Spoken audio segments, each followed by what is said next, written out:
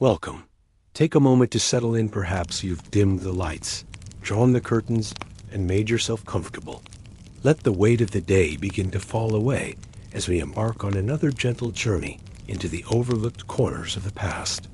Tonight, we'll drift through the heart of the Roman world.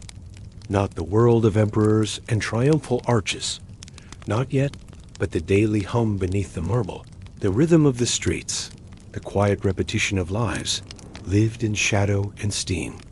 We'll begin not in the glory of the forum, but in a cramped apartment above a noisy tavern, where the scent of smoke and fish sauce mingles with the buzz of a restless city. This is not the Rome of legends, but the Rome you might have lived in, had you been born at the wrong or perhaps the right time. Let your thoughts slow as we descend into ancient routines. This is how ancient Romans actually bathed and more. Let's begin with the first segment. You are not a senator, not a philosopher, nor a gladiator. You are something more common and far more familiar to most who walk the stone streets of Rome. You are a plebeian, a city dweller of modest means. Your home is not a villa, but an insula, a multi-storied block of tightly packed apartments. A wooden bed, some earthenware bowls, a smoky oil lamp. The walls are thin. You hear your neighbors clearly. The couple below you arguing over bread. The child above dragging a stick across the wooden floor. At night, the building creaks like a ship on a restless sea. The air is dry in the summer, but in the spring and autumn, it hangs heavy. Between the crowded tenements, heat and human scent pool together. You wipe your brow and wrap your toga tighter, mindful of appearances. Dirt and dust cling to your sandals. By midday, you can feel it gathering beneath your arms, behind your knees, in the folds of your clothing.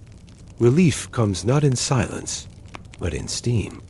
Your room is small perhaps, 1 or 2 modest chambers, if you're lucky. Not in the sense you'd imagine. You eat out at street stalls or thermopolia, noisy shops where hot food simmers in stone pots, just enough to begin the softening of skin and muscle. Here, you linger, talk, watch others. Perhaps you speak of politics or gladiators or the price of olives. Perhaps you simply listen. Voices echo in the marble chamber, rising with the steam. You rise early, often before the sun, to beat the crush of traffic and the heat of the day. A slave pours warm oil on your skin. You rub it in. Dirt and dead skin lift with it, to be scraped away with a small curved blade, the strigil. The sensation is odd, neither painful nor pleasant, just part of the rhythm. Some are lavish, sprawling complexes built by emperors. Others are smaller neighborhood affairs, with cracked mosaics and faded murals. But all are places where your body and your social world are scrubbed clean. The body is seen as a statement, a tool, a symbol, a canvas. Thinness, musculature, posture all carry meaning. You are judged here in the steam and water, by your peers, by strangers, perhaps by the gods. A plunge pool waits, its water drawn from underground springs. The shock wakes you, but briefly. Then it soothes. You breathe deeply. The stone walls hum softly with dripping water and the whisper of hushed voices. Time your visit poorly, and you may be jostled among the laborers, the apprentices, the boys shouting in the pools. Come too late, and the elite may eye you with suspicion. The streets are already murmuring with life carts trundling over stones, vendors shouting the day's offerings, and the faint, ever-present scent of garum fermented fish sauce. There, at the very rim of Roman control, a different rhythm of life unfolds. Windswept and lonely, dotted with stone and silence. It clings to the air like fog. There is no kitchen. And you're sweating. You're always sweating. Scandals begin here, in whispers behind columns. Eyes linger too long. Rumors are birthed in the hot air. Rome is hot. So you go to bathe. A city of bathhouses. You smell of olive oil, of stone, of sulfur, faintly. The world outside the baths feels sharper, louder, somehow more real. The Thermarome's great bathhouses are public and essential. Bathing is ritual, routine, and respite. The sky is turning amber, and the hum of the city swells once again. Theft is common, and some bathers hire slaves solely to guard their sandals. You pass through the appetiterium first, the changing room. You strip. You store your belongings, often watching them nervously. Then the journey begins. A sequence of rooms, each a step toward purification. The tepidarium is warm, not hot. Next comes the caldarium, the hot room. Sulfur hangs in the air. You sweat in earnest now, and then you cool. The frigidarium is cold, uncomfortably so. Politics, bodies, and the unspoken rules. But the baths are not only for cleansing the body. They are social theaters. Who you speak to, where you sit, when you go, these things matter. Women have their own times or separate sections. Not all agree on what is proper. And always, there is the body. Rome is a visual society. Afterward, oil, bread, and smoke. You leave the bathhouse clean, but not scented like a rose garden. You may stop for a bite of bread and lentils, or a fried pastry, if your coin allows. Night is near, and you must return to your insula, up the narrow, creaking stairs, past doors half open and smells half familiar. You lie down on your straw mattress. The room is warm again. Outside, the city does not sleep. Not really, but you can try, and you'll do it all again tomorrow. Pause gently shift in tone. As we leave the steam-filled corridors of the Roman baths behind, we turn our eyes northward beyond the capital, to the distant edge of the empire. Next, we travel to Hadrian's Wall, and the curious coexistence it sheltered. The heart of Rome is a memory now fading, like the last traces of steam on bathhouse tiles. You are no longer among crowded streets or stone-carved aqueducts. It rolls across the hills like a breath from some unseen presence, carrying with it the scent of wet stone and distant heather. You are at the northern frontier, the edge of Britannia. Instead, you find yourself at the furthest reach of Roman power. To the south lies the world of the empire. To the north, mist and uncertainty. You wear the empire's colors, but this is not your land. It may never feel like it. And tonight, we will dwell here, among the soldiers, the settlers, the strangers who called this edge of empire home. The wind is colder here, and steadier. Hadrian's Wall stretches across the landscape like a vast gray scar miles of stone that seem to hold the sky back. The wall is not only a barrier, it is a place, a long, narrow world unto itself. You walk the length of the wall's stone top, sometimes for hours watching the horizon, the fields, the slow movements of sheep, and the occasional figure in the distance. The scent of wet wool always lingering. Fires are kept low. Wood is scarce. Conversations quiet. Traders, craftsmen, the families of soldiers, even locals who've made peace with the imperial presence. Some nights, all you hear is the low call of a night bird and the hiss of wind curling through the stone slits in the wall. They wear woolen cloaks dyed with plants, speak in a tongue you barely understand, and glance at you with quiet calculation. But they trade, they adapt. Some marry into Roman households. An old man sharpens iron tools in a narrow workshop that smells of smoke and damp leather. You sleep at a mile castle, one of the small fortified outposts spaced along the wall, the smallest fragments of ancient lives. Occasionally, a merchant from the south brings spices, dates, wine. You etch your name into a scrap of bark or a wax tablet, inked in Latin, delicate and fading, yet legible. Words scratched with care, though there's no telling whether they'll reach their mark. These are days of joy, brief but golden. Her words are warm, every day deeply human. I shall expect you, sister. Farewell, sister, my dearest soul. You, As a soldier of the wall, of a world just beyond the one you know, rushing against the stones, you are part of the garrison. A Romang auxiliary, not born in Rome, but perhaps in Gaul, Thrace, or Syria. Your days are shaped by routine, patrol, drill, maintenance. The barracks are simple. Wooden bunks, mud brick hearths. Of tribes who painted themselves blue and called upon ancient gods. Of dreams visited by long-dead comrades. Its silent stones remain behind us, cool with dew and stories. Food is steady but uninspired. Grain, boiled vegetables, salted meat when available. Bread hardened by the damp. You write home when paper is available. A place where time was paused in the quiet before the end. The fort and the village below the wall. There is more than just wilderness. Forts like Vindolanda, Housteds, and Berteswald serve as military hubs, but they are also small towns.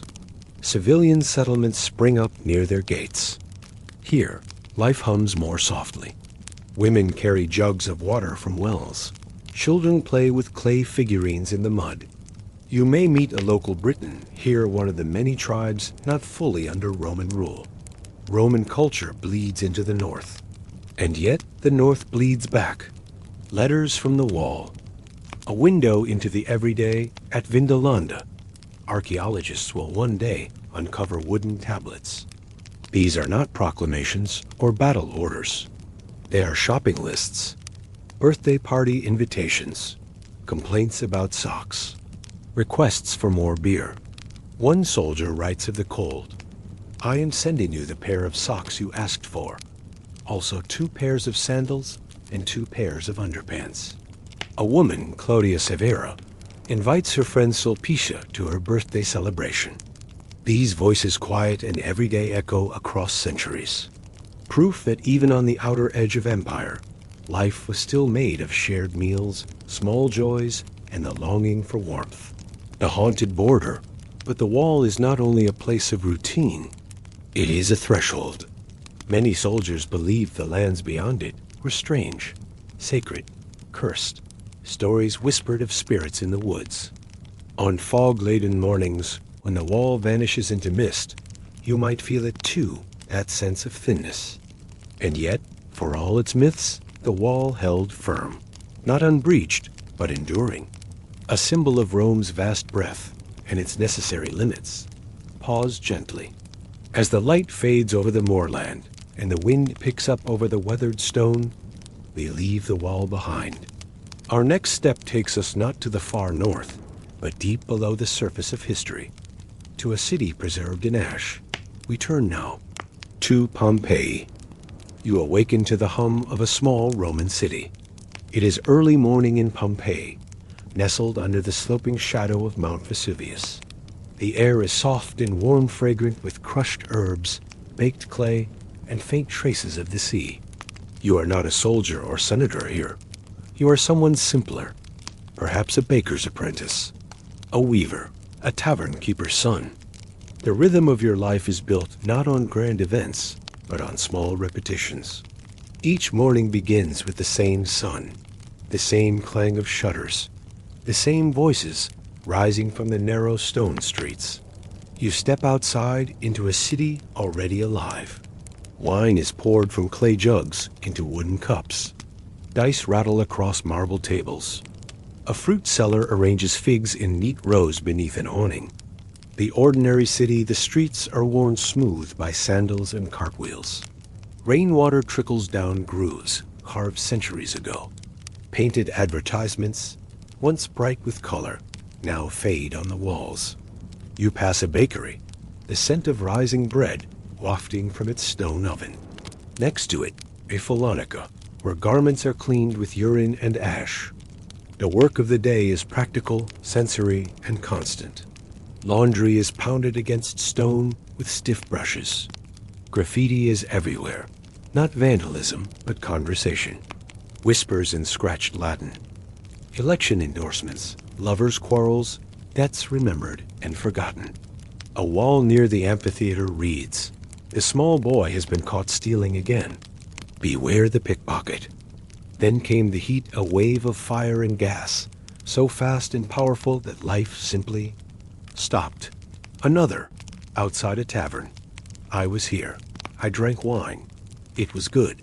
Mount Vesuvius, which had loomed silent for generations, had awakened. A great column of smoke and ash rose, higher than birds could fly, blotting out the sun. People looked skyward, confused. Ash began to fall, softly at first, like dirty snow. Pompeii speaks in fragments, and it is always speaking. Loaves of bread still preserved in ancient ovens carbonized, but intact. Jewelry lay in place. Furniture, warped but recognizable. Frozen in final moments, arms raised, faces hidden, legs curled in futile escape. The day the sky changed, of course, we know what they could not. They are still, silent, as if time itself paused respectfully. On a late summer day in 79 CE, the world shifted. We know what jokes they carved on bricks, what foods they sold, what songs they might have hummed beneath their breath. Entire sections remain buried, preserved for future generations with tools gentler than ours. The people of Pompeii heard a sound gull at first, like thunder beneath the ground. The eruption began just after noon. Some fled, some stayed. Many had nowhere to go. The air turned thick. Roofs collapsed beneath the weight. It lives in jokes scrawled in hallways, in bread left to rise, in cats curling beneath warm tiles. Final words, final complaints, final notes passed between neighbors. A world of indulgence and spectacle, of golden couches and whispered judgments. But we will not dwell on the final moments. Let us look instead at what they left behind. Frozen lives in plaster and stone, a reminder of the invisible workers behind elite lives. Centuries passed. The city was forgotten, buried under layers of pumice and time. In the 18th century, it began to re-emerge. Not all at once, but carefully. Tile by tile, room by room. Archaeologists uncovered homes still painted in rich color, tables still set. The most haunting remains were not of stone or silver, but air.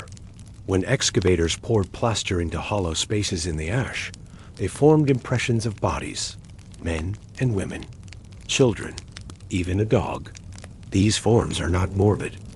We do not know their names, but we know what they ate, how they worked, how they decorated their walls. In death, they told us how they lived. What we continue to find Pompeii is not fully uncovered, nor will it ever be. But still, new things appear. In recent years, archaeologists have found a room used by enslaved laborers, modest, bare, with straw bedding and tools stacked in corners. They've found new murals depicting myths, fruit, strange animals, and more graffiti, some etched just days before the eruption. Each discovery is quiet. No trumpets, no drama. Just another breath of the past, gently exhaled. Pause. Pompeii reminds us that history is not only built of battles and laws. As we leave this city, paused in its final breath, we turn to a different kind of Roman life, one far removed from ash and labor. Let us step now into the dining room of a Roman senator. You are no longer a baker's apprentice, no longer walking the misty battlements of Hadrian Oswal, or soaking in the steam of a neighborhood bathhouse. For this evening, this final scene, you find yourself reclining on a richly cushioned couch, surrounded by flickering lamplight and the soft murmur of lute music. Gold gleams on the tableware, polished until it catches the low candlelight like fire held in metal. You are a guest at the center of the evening meal of a Roman senator. The room is perfumed with crushed rose petals and sandalwood. This is not nourishment. It is theater, the ritual of the meal. The meal unfolds slowly, often in three parts. The gestatio, the prima mensa. There is wine, but not just poured. It is mixed with water, sometimes chilled with snow, carted in from mountain peaks, flavored with herbs or resin. And finally, the secunda mensa, The Roman elite dine not sitting upright, but reclining on one elbow, body turned toward the table in a carefully practiced pose. You begin with eggs steeped in brine, sea urchin with vinegar, and olives stuffed with honeyed nuts. The servers move in silence. Slaves, often dressed to match the evening's mood, glide between guests with bowls and platters. Their presence is near invisible, but essential. Each gesture rehearsed, each movement deliberate. Excess and artifice, the main course arrives. They discuss moderation while sipping sweet wine from alabaster cups, or dormice rolled in honey and poppy seeds, roasted until crisp. Ambition simmers just beneath the glaze on roasted game birds. One poorly timed jest could end in exile. In fact, the more elaborate the dish, the more praise the host may earn. Food is not only consumed, but admired, discussed, debated. A platter may arrive shaped like a globe, opening to reveal quail eggs nestled in silver leaves. The room is filled with laughter, but it is carefully modulated, an art form all its own. A good host surprises his guests. A great one astonishes them. Fish served with sauces thick, with fermented garum intense and sharp. Behind every course is a cook laboring in a kitchen thick with smoke, testing sauces over open flame, tasting again and again and again. Perhaps a boar stuffed with birds, themselves stuffed with spiced figs. Slaves born into this labor, others captured in war. There is no shame in extravagance here. Occasionally, the dinner becomes performance dancers enter the room, or a trained parrot repeats Latin phrases. Below, Rome still murmurs, but from here, it feels distant. The stars above are the same ones that once shone on the stone streets of Pompeii, on the misty highlands of Britannia, and on the soot-streaked rooftops of the insulae. The slaves begin to clear the table, careful not to clink plates too loudly. The host nods gently. The guests bow. On the shared human rhythm that beats behind stone walls and tiled mosaics. The marble has faded, the baths have gone quiet, and the wind across Hadrian's wall is far away, behind silk curtains and wooden shutters, behind glory and routine and the passage of time. And yet, amidst this richness, there is structure. The Stoic whisper even here, in the lap of luxury, there is restraint. At least in theory. Some guests recline more deeply. Others excuse themselves to hidden rooms to ease their digestion in silence. There are even designated spaces for such acts, discreet and tiled. Senators pride themselves on gravitas, a kind of composed dignity. Even as they indulge, they often cite philosophers. They quote Cicero or Seneca between bites. The more philosophical among them believe this excess is permissible, so long as it does not rule the soul. And some feasts are shadows of anxiety. Guests glance over shoulders. Friendships may sour into rivalries. You smile when others smile. You nod when others nod. The invisible labor behind every grape peeled at the table is a servant who picked it.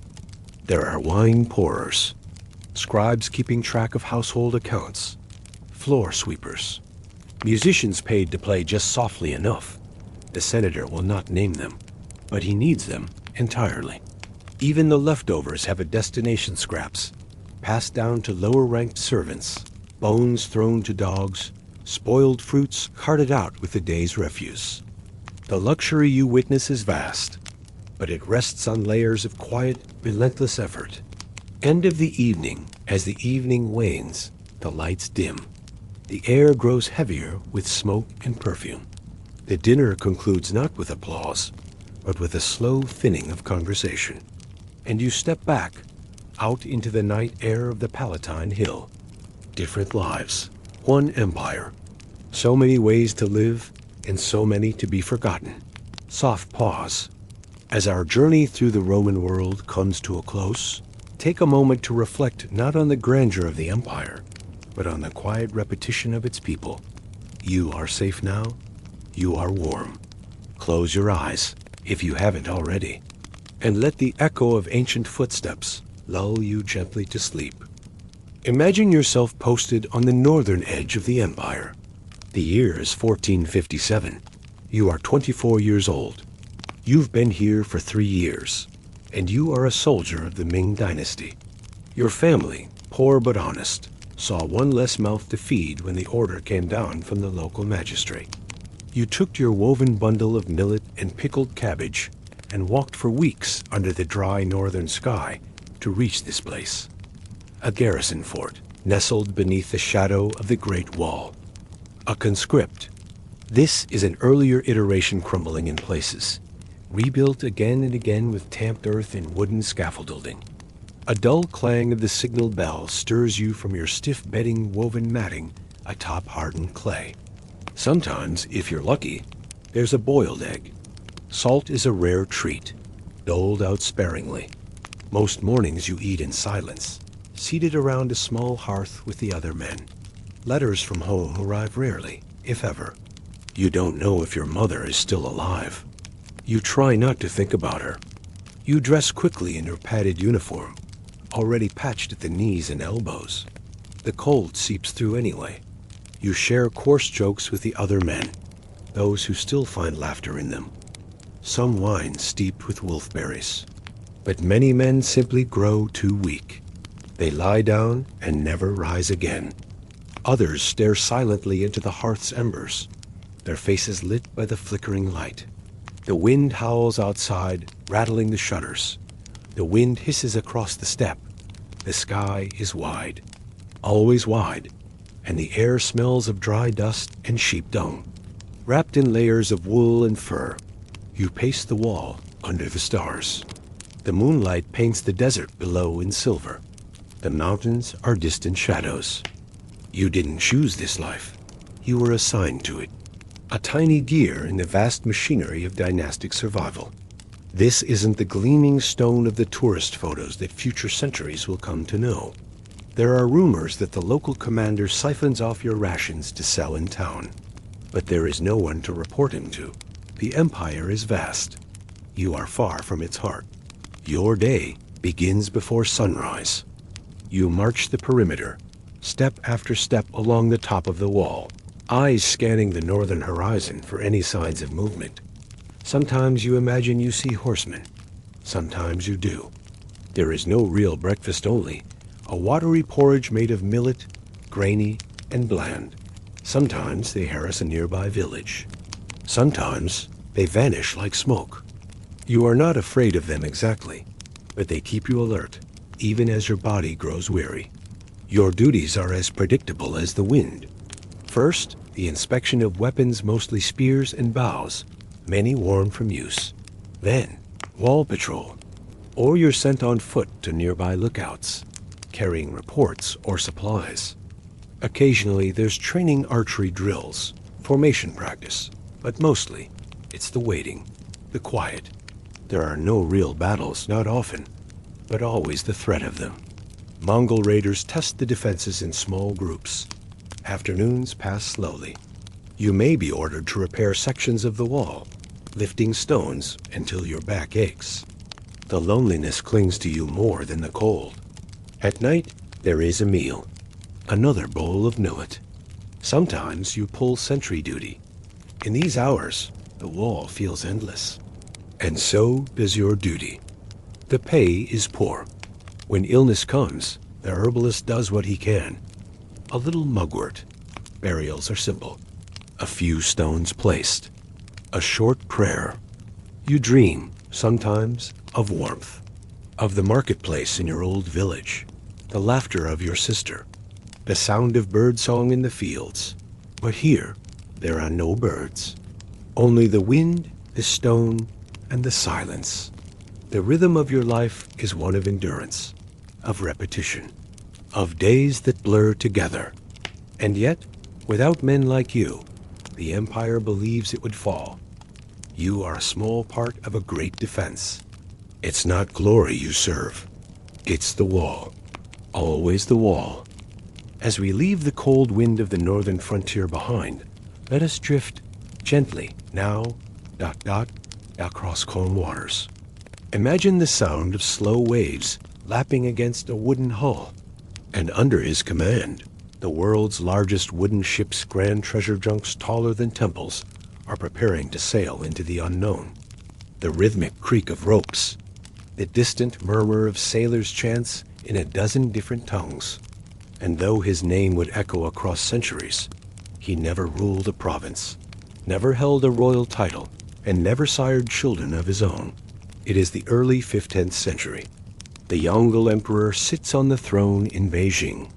At the center of it all is a man unlike any other in Chinese history. His name is Zheng He. For this, he was rewarded with a new name, Zheng He, and with an unprecedented command. He was a eunuch, born Ma He in Yunnan to a Muslim family. His father and grandfather had made the pilgrimage to Mecca, across the Straits of Malacca, and soldiers armed with bronze cannons. They brought gifts, silk, lacquerware. Zheng He achieved what no other eunuch had before or since, a command over the oceans. The scale of his voyages dwarfed anything that came before. His ships were longer than football fields, with 9 masts and 5 decks, and capable of crossing entire oceans. And embroidered robes, spanning nearly 3 decades. Zheng He's ships were sent to touch the world beyond, from port to port, across salt-stained decks and starlit skies, and then to the ancient earth and the soldiers who never left it. The voyages ended, quietly, without fanfare, and they brought back tributes. Giraffes, zebras, on his final voyage somewhere near Calicut in India. His body was likely buried at sea, though a symbolic tomb remains in Nanjing, quiet, shaded, modest. Spices and strange animals the Chinese court had never seen. And on to Java, Ceylon, he faced resistance. The local king refused to submit. In response, priorities shifted. The massive fleets were disbanded. Records were destroyed. By the mid-15th century, China turned inward. The grand junks were left to rot in their harbors. Oceanic ambition gave way to bureaucratic caution. Zheng He captured the ruler and brought him to China. It was done swiftly, decisively, and without boast. For all his soft demeanor, he was not a man to be defied, and the shores of India. Later voyages reached Hormuz, Mecca, even the coast of East Africa, Mogadishu, and Mombasa, for all. But when the Ming army conquered Yunnan in the 1380s, young Ma, he was captured and castrated, forcibly taken into imperial service. He was a messenger. His role was to declare the magnificence of the Ming court and its emperor. Wherever they went, Zheng He presented imperial edicts and demanded recognition more ceremonial than political. It is a cruel fate and one shared by many. He stands tall nearly 7 feet, by some accounts with a calm, commanding gaze. He speaks in crisp commands, checking manifests, inspecting sails, watching his crews load jars of porcelain, bolts of silk, and piles of gold and silver into the hulls. In the Forbidden City, eunuchs lived in a world of strict hierarchy and uncertain power. But Ma He, through a rare mixture of intelligence, charisma, and loyalty, caught the eye of Zhu Di, the man who would become the Mongol Emperor. When Zhu Di seized the throne through a bloody civil war, Ma He was at his side, a Muslim serving a Confucian emperor, a eunuch commanding armies, a man who never conquered, yet held dominion over entire oceans. Now imagine yourself at port in Nanjing, watching Zheng He oversee preparations for the first voyage. These ships were not built for conquest, but for projection. The first fleet, nearly 300 ships, with over 27,000 men, set sail in 1405. It was not a secret expedition. Quite the opposite. It was a performance of imperial power across the known world. They sailed down the coast of Vietnam. On board these ships, translators fluent in Persian and Tamil, astronomers to map the stars, doctors with centuries of herbal knowledge. But Zheng, he was not a conqueror. In Ceylon, despite his humble beginnings and the scarred past of his castration, he undertook 7 voyages in all. As the court changed, Zheng died at sea. His story is one of paradox. And while the Great Wall was built to keep the world out, the rhythm of his life was not one of solitude, but movement. And now, as the sails lower and the waves slow, we gently turn inland. Now, let the ocean fade behind you. Feel the salt wind fall still. In its place, silence. Deep, ancient silence. You are walking across dry northern plains. Perhaps it is late autumn. The air is crisp. The sky is a wide, pale blue. Beneath your feet, the earth is packed and fine, a light ochre dust that clings to your boots. And beneath this quiet surface lies a secret, or rather, thousands of them. We go further back, deeper into China's long memory more than 1,500 years before Zheng ever set sail. The man who unified China, who ordered the standardization of script, weights, roads, and who ruled with iron will and absolute power. Buried for over 2,000 years, an army waits. This is not the Ming Dynasty now, but it wasn't until 1974, when a group of farmers digging a well broke into an underground chamber, that the world finally began to see what Qin Shi Huang had left behind. We are in the realm of the first emperor, Qin Shi Huang. In life, he was feared. In death, he sought to be remembered.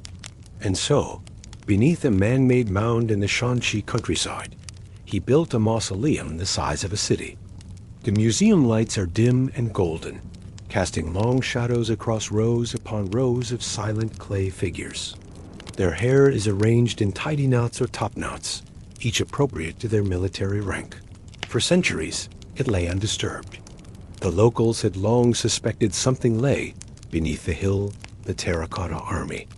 Artisans shaped them by hand, adding individual features atop mold-based forms. It is estimated that more than 700,000 laborers worked on the mausoleum complex, digging, carving, painting, assembling.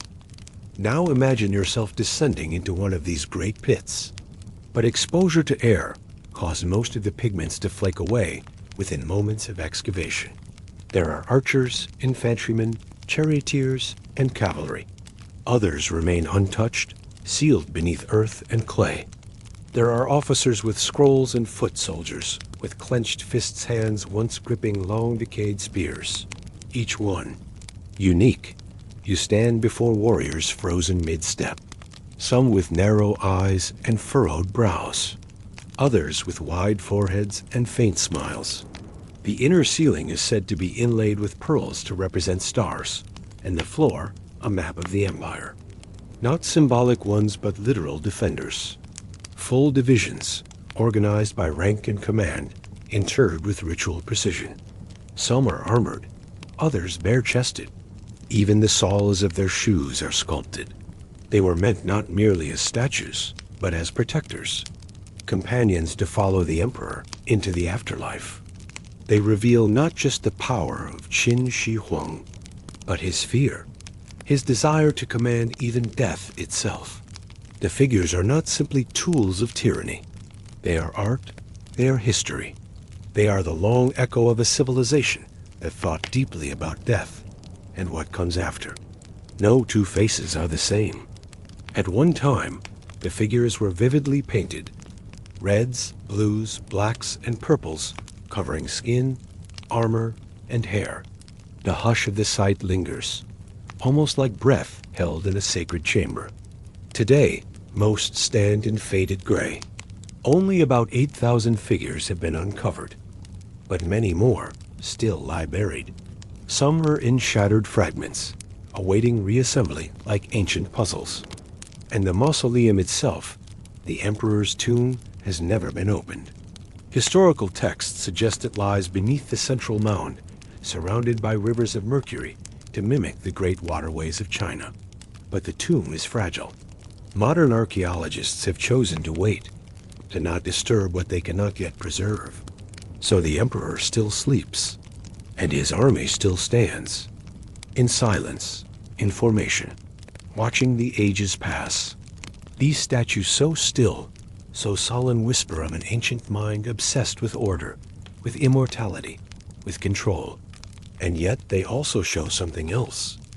Awe, crafted with care, layered with meaning, born from hands long vanished.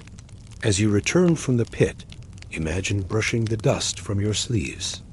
And now, from this realm of clay and stillness, we will walk toward another world behind walls bright, ordered and gilded in crimson and gold.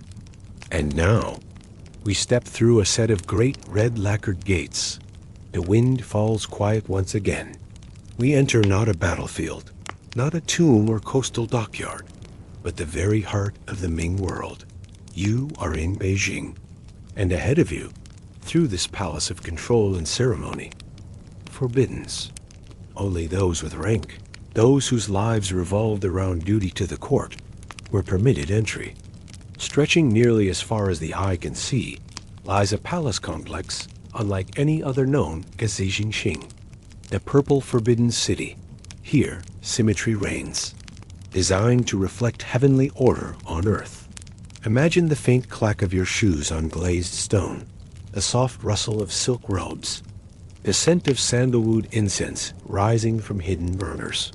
From the southern gate of Meridian, their days were slow, filled with embroidery, poetry, and subtle competition. A glance from the emperor might change a life, forever ... or never come at all. Where officials entered and bowed, to the inner court, managing affairs, soups with birds' nests, pickled lotus root, steamed duck with dried tangerine peel. Artisans restored scrolls. Gardeners swept leaves from pebble paths. The emperor, at the center of this great machine, lived under constant surveillance and burden. One misstep, one bad harvest, and rumors would fly. Was the Son of Heaven losing heaven's favor? Every flavor carefully balanced, sweet and salty, yin and yang, carrying messages, cleaning. Once past their prime, many were relegated to obscure roles managing wardrobes, attending temple rites never seen by the court again, guarding, but often faded into quiet, invisible labor. Plum blossoms bloomed and fell in the inner courtyards. Snow dusted the dragons carved into balustrades. Their ambitions, too, became trapped behind the walls. Seasons passed across its yellow roofs. Some were powerful. We returned to the present, to a different kind of quiet, still, ordered, whispering in the emperor's ear, leaving behind its endless halls and silent watchers. Others spent decades managing storehouses or kitchens, never seen by royalty, of course, known as the Son of Heaven. He rarely left the walls. His day was filled with rituals, audiences at dawn, edicts to sign, ancestral offerings to perform. Each movement choreographed, each phrase spoken according to custom. Where the emperor lived, each hall, courtyard, and pavilion followed strict spatial rules. Geometry becomes power, and behind walls of vermilion and golden tile, emperors passed their days in rituals as precise as the brushstrokes on silk scrolls. Let us walk slowly now. The Forbidden City was never meant to be casual. It was not open to the public, hence the name. The layout is intentional. Even the colors had meaning: red for joy, yellow for earth and power, green for renewal. As you walk through its open courtyards and shaded corridors, you might think it was a place of luxury, and it was, but also of rules, of quiet tension. Let us pause to consider who lived here. The emperor, but he was not alone. Hundreds of palace eunuchs moved silently through the corridors. Then there were the concubines. Numbering in the hundreds, they lived in separate quarters gardens behind painted screens, surrounded by carefully tended trees and fish ponds. Every night, the emperor's sleeping arrangements were recorded in writing by scribes. Everything was logged, everything remembered. The palace itself was also a machine of labor. Dozens of cooks worked in vast kitchens to prepare meals that no commoner could imagine.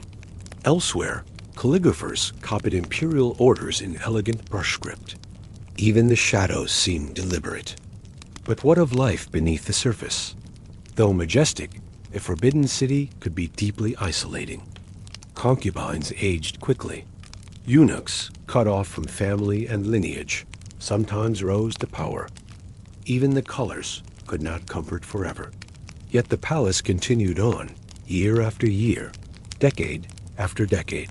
Stone courtyards, echoing footsteps, paper lanterns drifting gently in a late summer breeze.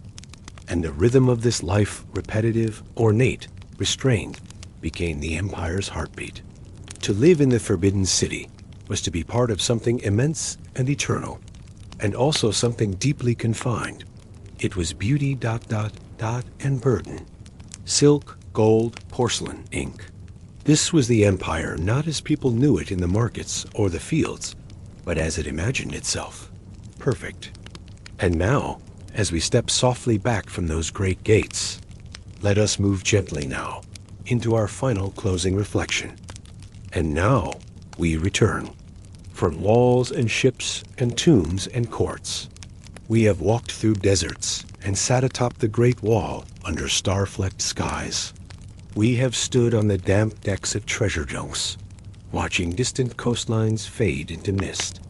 We have descended into the quiet earth, past rows of clay warriors frozen in time, and we have moved softly through crimson corridors, brushing the silk-curtained stillness of the Forbidden City.